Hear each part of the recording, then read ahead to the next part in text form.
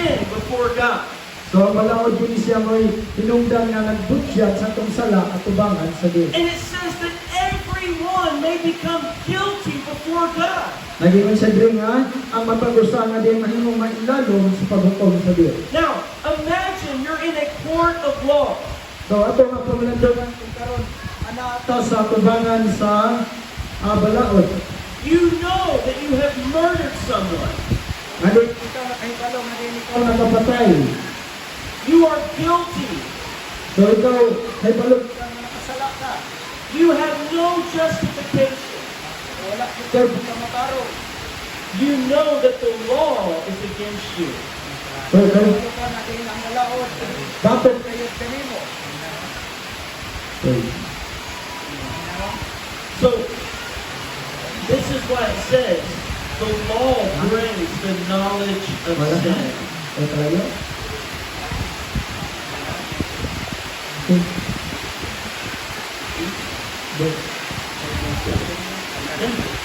So, the law brings the knowledge of sin. So, dala. Kung may tungod sa sala. Alright. Now, I want you to see this in Galatians 3:24. Galatia 3:24.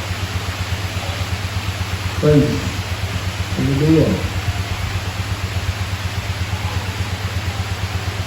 We need God's grace today, amen? Kailangan natin sa grasya tayo. God, give us your grace so we can hear your word, amen? So, Galatians 3:24. Galatia 3:24. Therefore, the law was our tutor to bring us to Christ, that we might be justified by faith. Sa Galatia 3:24, busa ang kasuguan na himong atong magpatagrad sa pag-agak ngadto kang Kristo aron kita pagamatarungon pinasikan sa pagtuo. So, the law is your teacher. So ang balaod ay pinisiya, mao pinisiya ang atong magtutudlo. It shows you that you need a Savior. Pinisiya nagapakita nga din, nagapadayag ka nato nga nagkinahanglan ta manluluwas ang manlulubo. And it brings you to Christ. O pinisiya mo ay nagadala ka nato ngadto kang Kristo nga manluluwas. But here's what the Word of God says. Apan diri ato nga makita kung saan gisulti sa pulong sa Dios. We are justified by faith, Kita pagamatarungon lamang pinaagis pagtuo. apart from the works of the law. Kung gawas diha sa buhat sa balaod. So the law brings conviction. So ang balaod pinisiya di ay nagadala ka nato pahibalot. The law cannot save you. Apan ang balaod dili makaluwas kanimo. See, you need the grace of God. Kita nang kinahanglan din sa grasya sa Dios. You need the mercy of the Lord. Na kinahanglan tas kaluoy gikan sa Dios. You need the Savior of the world. Na kinahanglan tas manluluwas dinis kalibutan. That's why the Bible says we are saved by grace. Mao kana ang gipasabot sa Biblia nga gingon kita naluwas pinaagi sa grasya. We are not saved by works. Dili kita maluwas pinaagi sa kita maluwas pinaagi sa atong mga buhat. See, if you're in that court of law, So kung imong pamalandungan naa ka dito sa korte, and the judge says you are guilty, o iya naa ka sa tubangan sa kining maghukom o sa huwes kung maingon siya nga ikaw nakasala. you can't say, well, I promise I'll never do it again. So dili ka makaingon nga din, aw, kining mahal na maghukom, dili na ko usap. I promise I'll never do it again. O dili mo saad ka nga, dili na ko mo buhat ani pag-usap. I promise I will follow the law. Ya masaad na ka nga, o musunod na ko sa balaod. The judge is going to say it's too late. Inabuha na ang kining huwes o ang maghukom mo siya, o lahi na ang tanan doon. It's already too late because you're guilty. Kung sa ulahin ng tanan doon kayo, nagkahimo ka mong kagsala. That's why the law cannot save you. Kung makaninangdan na ang balaod, dili ni makaluwas ka nato. Because you're already guilty before God. Kung kay kitang tanan ng kasala ng daan, tubangan sa Diyos. You need the grace of God. Ang ato nang ikinahanglan mo na ang grasya sa Diyos. You need the Savior Savior of the At world. kinahanglan ka sa manluluwas Diyos You kalibutan. must be born again. Kinahanglan ka matao pag-usap. You must believe upon Jesus Kinahanglan mo Christ. to lang ta kadiha kang Kristo. See, this is what's different about Christianity and every other religion. Mao kini ang kalahian diya sa Kristohanon o sa uban nga relihiyon. Every world religion teaches salvation by works. So, kalagmitan sa kining relihiyon ang itudlo ang kaluwasan pinaagi sa buhat. That if I can just be good enough, I can be right with God. Apan bisan pag kining matarong ta o maayo ta sa tong kaugalingon pero sa atubangan sa Dios, di kita matarong. But Maayo. Jesus said there is none good but God. Apan sa Ginoong Hesus misulto, wala kay lain nga maayo gawas sa Dios. See, in the sight of God, Diya sa panglantaw sa Dios. we are not good. Dili kita maayo, wala isang maayo na We are sinners. kitang tanan makisala. We have offended God. Kitang tanan nakapasakit sa Dios. We deserve His wrath. Kita ang ayan og takos sa iyong kapungot. But God loves us. Apan ang Dios may gugma nato. So He gave His Son for us. Iyang gihatag niya pinanggang anak para nato. That we could be freely forgiven by His grace. Aron kita may mong gawas ko o pinasaylo, pinagis siya nga Diyos. Now, let's look at Ephesians chapter 2, Sa Episo Kapitulo 2, verses 8 and 9. 8 hanggang sa 9. So, for by grace you have been saved through faith, and that not of yourselves. It is the gift of God, not of works, lest anyone should boast. Amen.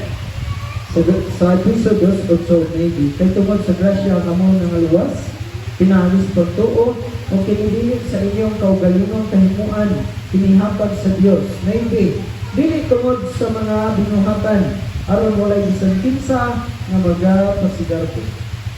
Kininhatag sa Diyos ang imong kalawasan. Amen. It's the gift of God. Dasal sa Dios. See, grace means you did not earn it. So kanila nga grasya di pasabot nga dili ni mo nga kining kahaggo o kakugi. You cannot buy your salvation. Dili ni mo mapalit ang imong kaluwasan. You cannot bribe the judge with enough good works. Na dili ka makahit-hit sa kining maghukom sa judge. Imuha nga kining tunulang kwarta dili mo mabayaran. Because God is holy. Tungod kay ang Dios malaan. And sin will be judged. O kining ang atong sala hukman gayon. And if you get justice, O din diha sa makakuha na kadiha o din patumataro. if you get justice, you will go to hell. Kung ikaw kining hukman na, so ikaw pwede nga makaakto na ka sa inferno. But if you receive grace, you will go to heaven. Apan kung ikaw nakagawa sa grasya, na pwede ka makaakto sa buglang. See, we have to understand our sin before a holy God. Sa kinahanglan nato nga masabtan natong sala at tubangan sa balaan ng Dios. We have a conscience.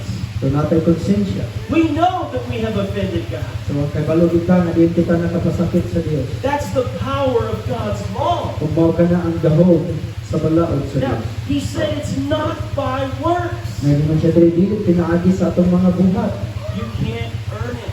nga imo ning maabatunan. Now, I want to give you another example. Kung matag niyo lain na po nga panitingnan o pananglitan. The Bible calls the law a mirror. So ang Biblia nagastawag sa balaod nga sama ni sa salamin. Now, when you get up in the morning, you can look in the mirror. So inibatan niyo sa kabutagon ug naamoy salamin, matubang dahil mo sa salamin nga tanaw niyong nawong. And the mirror shows you what you are in truth. So ang kining salamin mosulti gina siya og unsay naa sa mong mata. Batig na mo, Maturan. batig na mo, bago ang baba. The mirror does not lie. Oh, kanang salamin di gina siya makakaw sa tunang salawayo o pinawayo ng salamin. But that mirror cannot clean you. Apan ang salamin dili na siya makahidlo nato. See, the mirror shows you that you are dirty. So ang trabaho rin yun sa salamin, magpakita rin na siya magbutyag na ikaw ay nakaihugaw. But you must go to the water to become clean. Apan, ang atong ikinahanglan mo ato tas tubig niya maghugas. The law is a mirror for our soul. So, kini nga balaod, kini siya gitawag og salamin para sa itong kalag. But it's the water of eternal life that will cleanse you. Apan, adunay kining tubig para sa walay katapusan nga kinabuhi na maghindo. The blood of Jesus Christ. Adiin ang dugo na Ginoong Hesus. The Bible says in Him we have redemption through His blood. Ang Biblia nagasulti nga diha kaniya adunay pagkatinubos diha sa pinagi siyang dugo. Even the forgiveness of sin. Bisan pa sa kapasayloan sa itong mga sala. Now, remember this. At ang duman kini. Jesus fulfilled the law of God. Si Ginoong Hesus siya nagatuman sa balaod sa Dios. Now, let's go to Matthew chapter 5. Sa Mateo Kapitulo 5,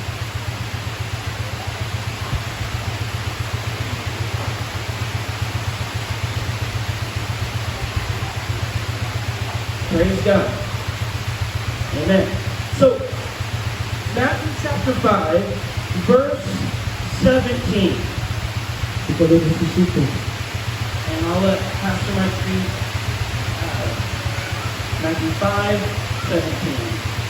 Kung kaplaganan ninyo, sundan ninyo Mateo 5:17. Ayaw ka mo kung una-una ang niya aron sa pagbungkag sa kasuluan o sa mga propita, ako niya nilili sa pagbungkag kundi sa pagtuman ninyo. Jesus said, I did not come to destroy the law. Sige naman sa sinsulti, wala ako niya ni aron nga bungkagon ng balaod. But I came to fulfill the law. Ako na ko niya ni aron pagtuman hinoon ninyo. Jesus Christ fulfilled the law of God. Sige naman sa siya nagatuman sa balaod sa Dios. He was perfectly without sin. Siya higit o wala kayo sala.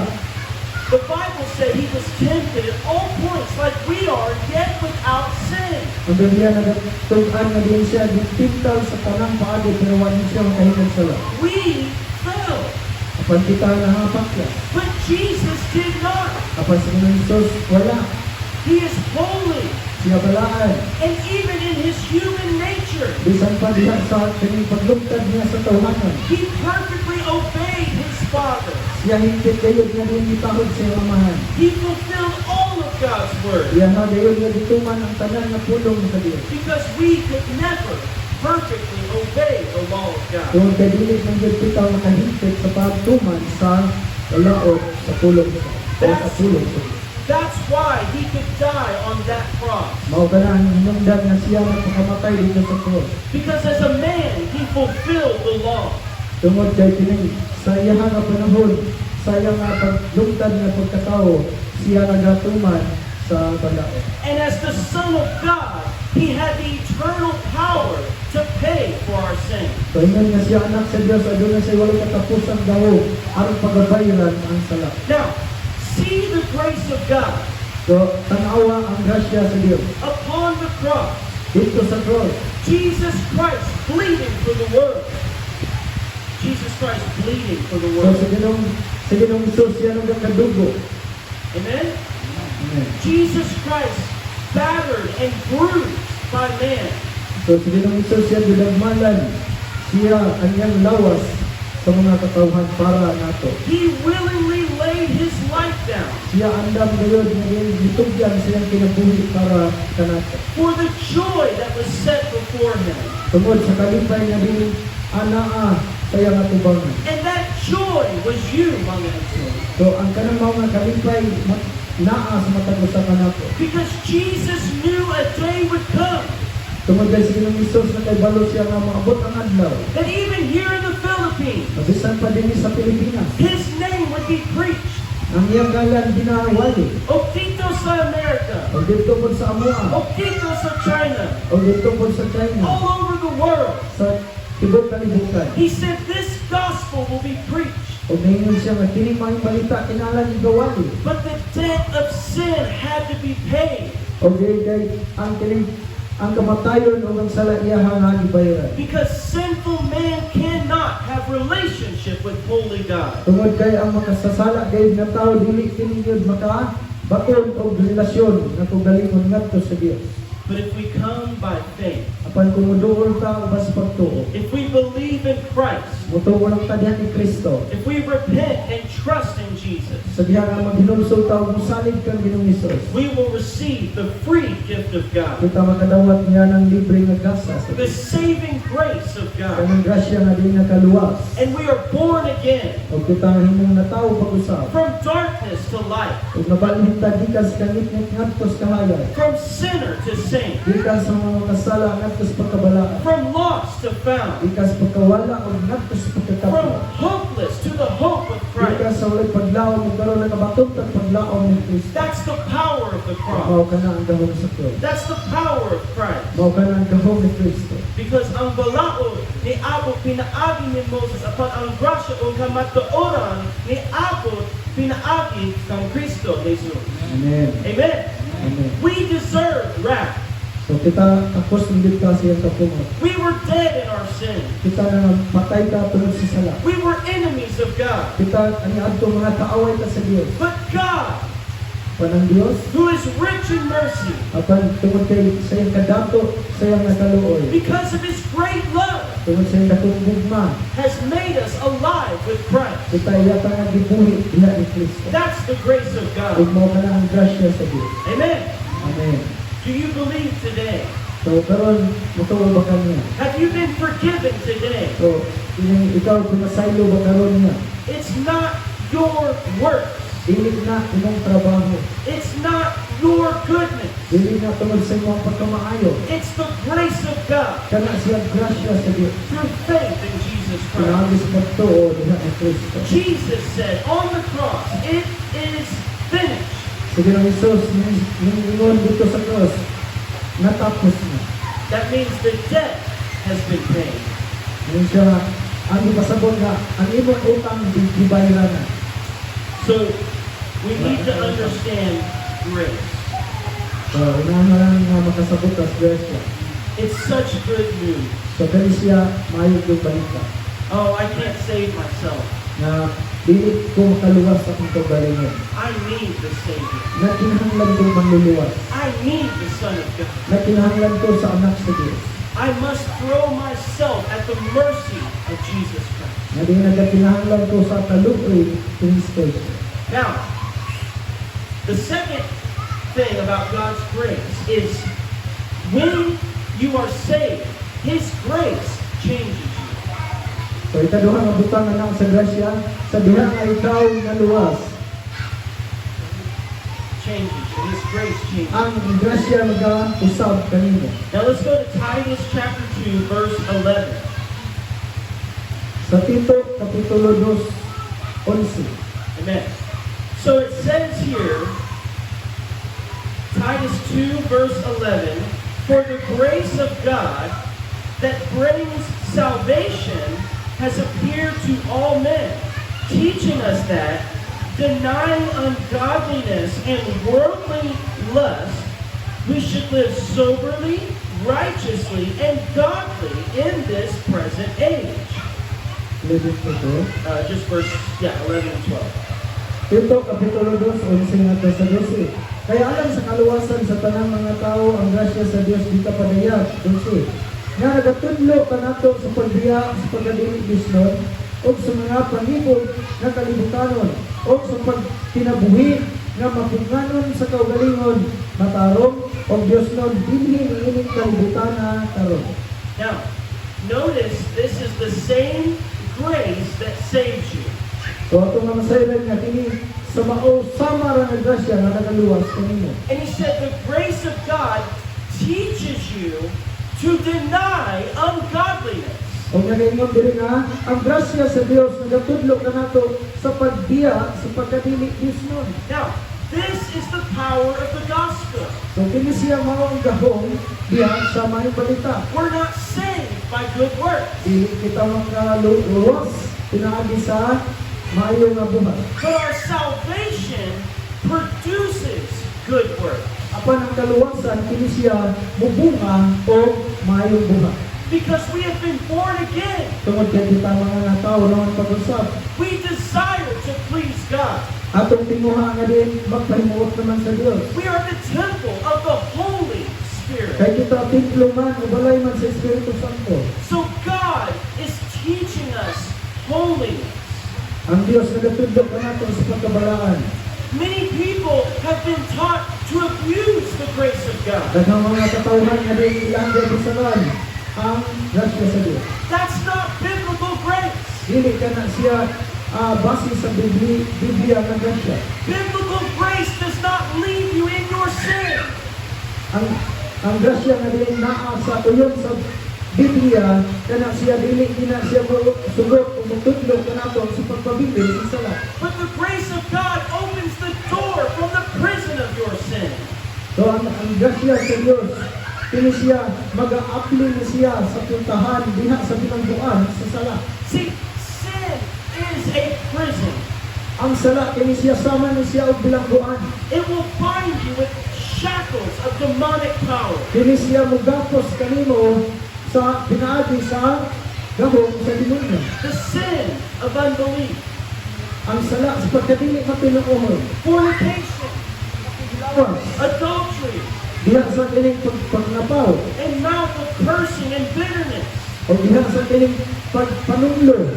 See, God came to deliver us from darkness. Apan ang Dios siya miyami aron ipahigawas ta gikan ni anang bangid sa ganit mo. He came to forgive us Siya miyami aron nga pasayloon ta. and to strengthen us Aron sa paghatag ka nato kusog ug pagligod ka nato. and to give us a heart for God. O aron siya maghatag ka nato kasing-kasing na alam sa Ginoo. Amen. Amen. So as Christians, we desire to please God. So nung nakita mga Kristohanon atong tinguha nga diyon mahimuot ang Dios. Now, we all still fail God. Kitang tanan nagpabiling nga mapakya sa tubangan sa Dios. But the grace of God will bring conviction, Apan ang grasya sa Dios kung siya mag-hatag ka natong pagtando. not condemnation. Dili aron paghukom. See, condemnation drives you away from God. Kaya ang paghukom kini siya dahil makapahilayo ka nato gikan sa Dios. But conviction from the Spirit brings you closer to God. Apan ang kining pagtandog pinaagi sa Espiritu Santo kini siya modala ka nato paduol sa Ginoo. See, the Lord wants to wash you. Kaya ang Dios gusto siya nga muhugas kanimo. He calls you to repentance, Siya nagtawag kanimo aron sa paghinulsol. to cast off the works of darkness, Aron imong isalito ang tanang buhat sa kanit mo. and to put on the Lord Jesus O Christ. imong sunog sa Ginoong Hesus sa imong kinabuhi. That you would walk in the light of the O gospel. diyan maglakaw ng kanilang pahayag sa mga balita. Amen. Now Romans chapter 6, Sa Roma Kapitulo 6, verse 1 and 2. So, puno natin sa Diyos. what shall we say then? Shall we continue in sin that grace may abound? Certainly not. How shall we who died to sin live any longer in it? Nanong sa may atong kasulti, magpadayon ba kita sa pagpakasala aron madagaya ang grasya? Dos, palayo ka na. Kita nga namatay na nato sa sala, kung saan man nato sa pagpakabuhi, padiha niya na. He said, so should I continue to live in my sin just so that grace may abound? Kaya sabi, magpadayon ba kita diha sa pagpakasala aron na ang grasya mo dagaya? He said, no, certainly not. Kaya siya nga, dili. You died to sin. Tungod kay patay na ka sa sala. See, before Christ, Sa wala pa si Kristo, you were dead in your sin. kita patay tungod sa itong mga kalapasan ng kasalanan. But as a Christian, Kaya kita Kristohanon, you are dead to sin. kita patay na alam sa pagpakasala. It doesn't mean that you are perfect. Wala magpasabot nga, higpit na kita. I've never met a perfect Christian. Wala ako nakakibalag pa o pinihigpit ng Kristohanon. That's why we need the grace of Kung God. mapanahindungdan na kinahanglan pa, hinapon pa sa grasya sa That's Diyos. why we need the mercy of God. Mapanahindungdan na kinahanglan pa sa kaluoy sa But Diyos. it means your heart has been changed. Ang mga nagipasabot nga ang imong kasing-kasing na usab. And now you are growing in the grace of God. Apan karon kinahanglan kini nga magatubo pinaagi sa grasya sa Dios. And you're learning to deny ungodliness. O din imuha nga imuhaon nga imuha nga isaligway ang mga pagkadili Dios mo. And your love for Jesus is growing. O ang imong gugma alam kung Kristo magtubo. Amen. We need the grace of God. Na kinahanglan ta sa grasya sa Dios. But biblical grace. Pag pinaagi sa biblikan mo nga grasya. Amen. So, also, the grace of God strengthens us in the midst of our battle. So, walay bahin, ang grasya sa Dios magahatag ni natong kusog ug kalibot taliwala sa mga iba. No matter how godly you are, So, wala na siya magbase kung unsa ka ka Dios nun. you will go through the trials.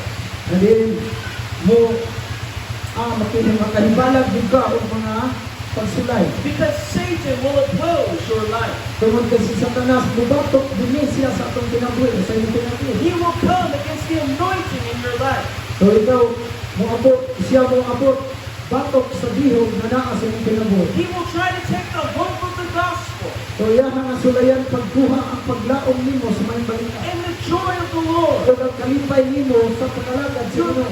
confidence in Christ. O ang imong pagsalig diha kay Kristo. But it's in those moments you need the grace of God. O di ana nga higayon na nagkinahanglan ka sa grasya sa Dios. The grace that strengthens. Kanang grasya nga din naghatag natong kusog ug kalibot. Because even godly men and godly women become weak at times. Tungod kay bisan pa sa mga Diosnon ng mga lalaki ug mga babae, adun na gayon kakapoy ug kaluya. Now, 2 Corinthians chapter 12, Sa ikadong Korinto kapitulo 12, verse 9.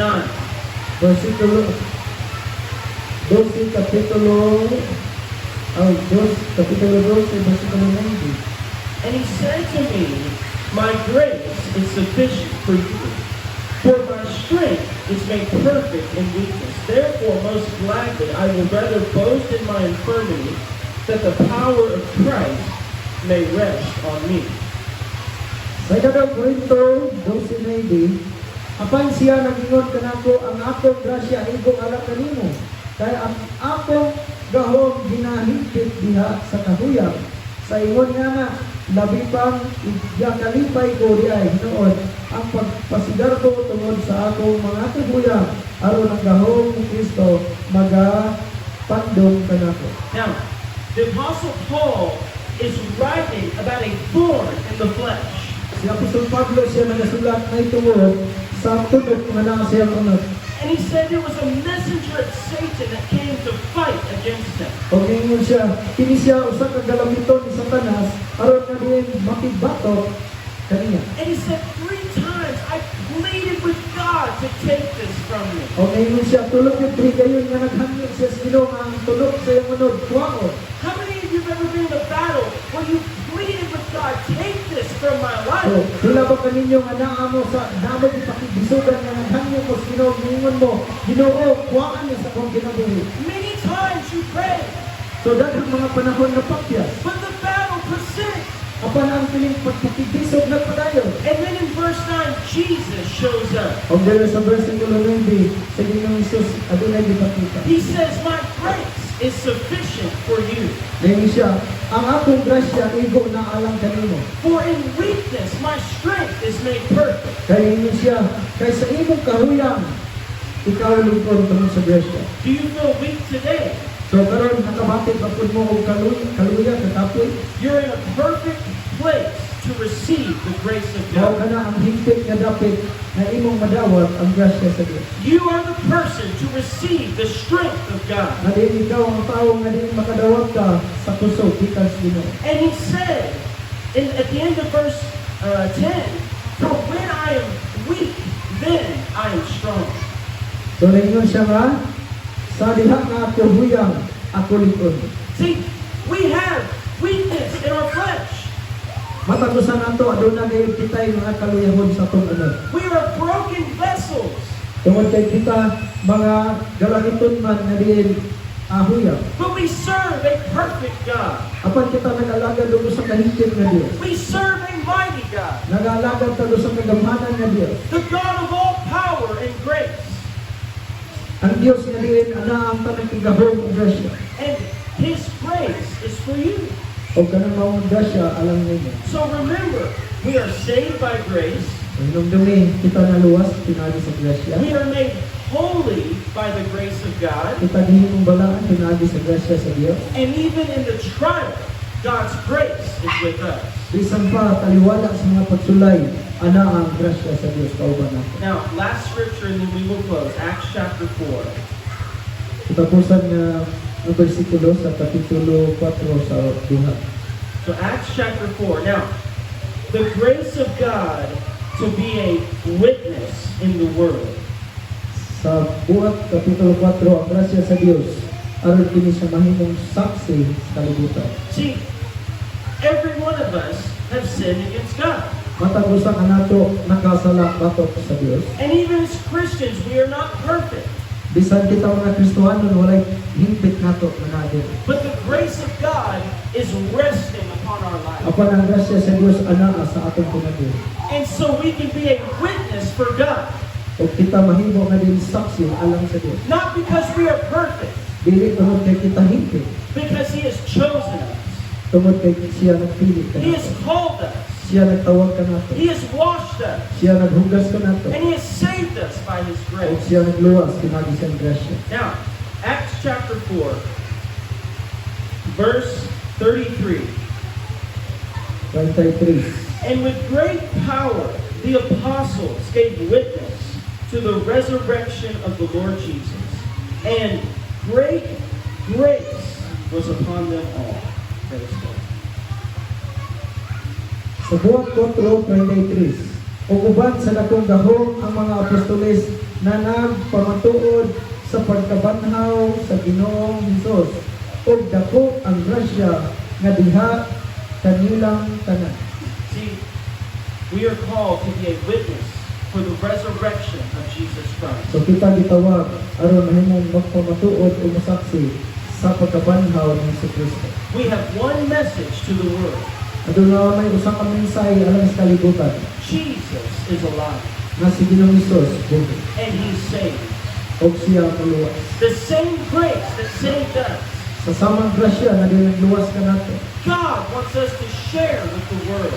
O ang Diyos gusto niya nga din ito nga ipaambit kaniya nga pulong. So it says they gave witness to the resurrection. Ang naging sa din nga din sila hatag ug pamatuod alang siya pagkabanhaw. And great grace was upon them all. O dako gayon ang grasya nga na kanilang tanan. Now these apostles were thrown into prison. Kining mga apostoles nga nagapamatuod sila gikan o gipabilanggo sila. They were persecuted. Sila ginaluto. They were hindered by Satan. Sila gibabagan ni Satanas. But it could not stop the grace of Apan God. wala gid sila mohunong tungod sa It grasya could sa not Dios. stop the Holy Ghost Wala gid sila mohunong tungod sa balang espiritu. or the power of the gospel. O guna sa gahom sa may malita. So you have to fight by faith So kinahanglan nga din makigbisog ta pinagis sa and say, pagtuo. Lord, I know that I'm not perfect. Nalin magayon ta Ginoo dili ko hingpit. God, I know I need to grow. Nalin magkaingon ta nga Ginoo ang sa iyo na kinahanglan ko sa imong apostol. And so today, Lord, I am relying on your grace. Okay, Ginoo karon ako magasalig sa imong grasya. See, God wants to use you, Ang Dios gusto nga gamiton ka. and He's willing to forgive you. O dili siya andam na mo pasaylo kanimo. He loves you, Kay sinigod man and niya. He will deliver you. O siya magapahigawas kanimo. If you're bound today, there is freedom in Jesus Kung Christ. ikaw ginapos karon diha kang Kristo adunay kagawasan. He is alive. Kay siya buhi. Amen? Amen. So,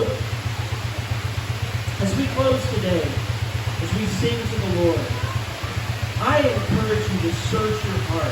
And number one, if you are here and you need to repent, come forward today before the Lord, confess your sins, and receive the grace of God.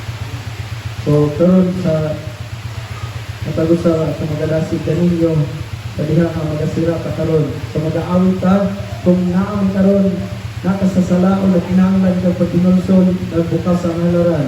Kunya pagpili ang Dios kay siya andam na mapasaylo kami. Remember, it's a free gift of God. Atong hinumduman, kini siya usa ka libre nga gasa gikan sa Dios. You just come by faith. Na ang buhaton ra moduol ta uban sa pagtuo. If you're a Christian today, Kung ikaw Kristohanon karon, but you have fallen into sin, o ikaw nahulog sa sala, today come forward and receive the grace of God. karon moduol ka sa tubangan unya makadawat ka sa grasya sa If Dios. you're going through the battle today, Kung ikaw karon anaa ka sa kabukot sa imong kinabuhi, you are weary in your soul, dunay kami kakapoy sa imong kalag, come forward and receive the grace of God. duol sa Dios o makadawat ka sa grasya sa Dios. Amen? Ang balaod ni abot ni agi ni Moses upang ang grasya o ang kamatuoran ni abot pinaagi kang Kristo Jesus. Ang grasya o ang kamatuoran, grace and truth.